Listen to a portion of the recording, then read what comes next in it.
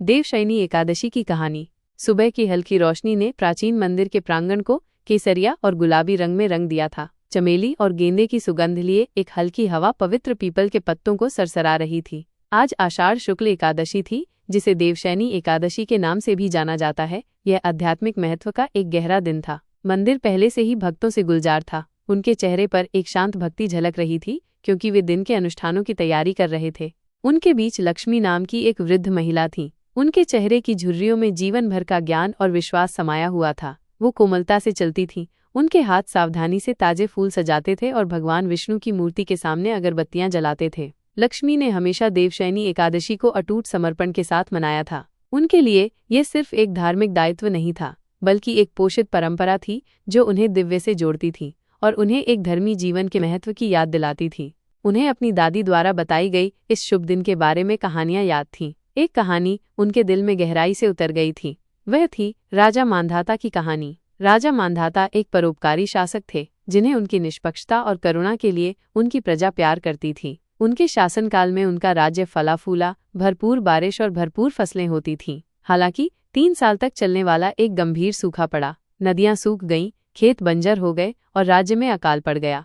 अपनी प्रजा के दुख से व्यथित होकर राजा मांधाता ने महान ऋषि अंगिरा से मार्गदर्शन मांगा। ऋषि ने गहरे ध्यान के बाद सूखे का कारण बताया। उन्होंने समझाया कि राज्य का एक हिस्सा अनजाने में एक ऐसे व्यक्ति द्वारा शासित हो रहा था जो धर्म के सिद्धांतों का पालन नहीं कर रहा था। ऋषि ने राजा को उस व्यक्ति को ढूंढने और उसे धार्मिकता के मार्ग पर वापस लाने की सलाह दी। राजा मांधाता ने बिना किसी हिचकिचाहट के अपने राज्य भर में एक यात्रा शुरू की, उस व्यक्ति की तलाश में जो असंतुलन के लिए जिम्मेदार था। लंबी खोज के बाद उन्होंने एक व्यक्ति को एकांत में रहते हुए पाया, जिसने अपने धार्मिक कर्तव्यों को छोड़ दिया था। राजा ने अत्यंत विनम्रता और ज्ञान के साथ धर्म के महत्व और पूरे राज्य की भलाई के साथ उसके संबंध को समझाया। राजा की ईमानदारी से प्रभावित होकर उस व्यक्ति ने अपनी गलती महसूस की और धार्मिकता का जीवन जीने का संकल्प लिया। जैसे ही वो व्यक्ति धर्म के मार्ग पर लौटा, आकाश खुल गया और सूखी भूमि पर बारिश हुई। नदियां उफान पर थीं, खेत हरे भरे हो गए और राज्य एक बार फिर समृद्धि से भर गया। यह कहानी लक्ष्मी को याद था, धर्मी जीवन की शक्ति और पूरे समुदाय पर उसके प्रभाव को उजागर करती है।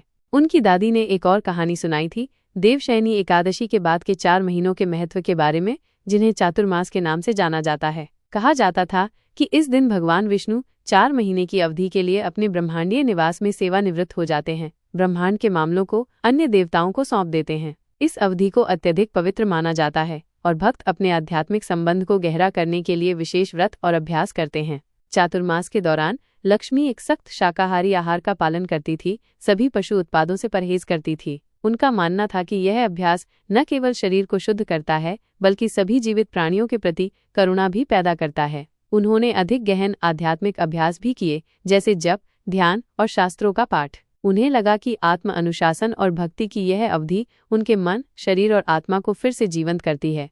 जैसे ही मंदिर की घंटियां बजीं, देवशयनी एकादशी के लिए विशेष प्रार्थनाओं की शुरुआत की घोषणा करते हुए लक्ष्मी अन्य भक्तों के साथ शामिल हो गईं। हवा भजनों के मधुर गायन और पवित्र चढ़ावे की सुगंध से भर गई थी। लक्ष्मी ने अपनी आंखें बंद कर लीं। उनका दिल कृतज्ञता और भक्ति से भर गया था। उन्होंने सभी प्राणियों की भलाई, दुनिया में शांति और सद्भाव और हमेशा धार्मिकता के मार्ग पर चलने की शक्ति के लिए प्रार्थना की।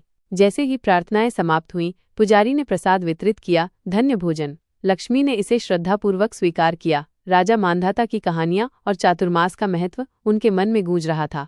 धर्म और करुणा के जीवन के प्रति उनके संकल्प को मजबूत कर रहा था। वो जानती थी कि देवशयनी एकादशी और चातुर्मास के व्रतों का पालन करना केवल एक अनुष्ठान नहीं था, बल्कि आंतरिक शांति विकसित करने, दिव्य से जुड़ने और सभी प्राणियों के प्रति दया का विस्तार करने का एक तरीका था। जैसे ही वो घर वापस चलीं, हल्की शाम की हवा शाश्वत संदेश फुसफुसाती हुई लग रही थी। हमेशा शाकाहारी भोजन खाएं और सभी जानवरों पर दया करें। करुणा और अहिंसा का यह मार्ग, वो जानती थी, एक आध्यात्मिक रूप से पूर्ण जीवन का सच्चा सार था।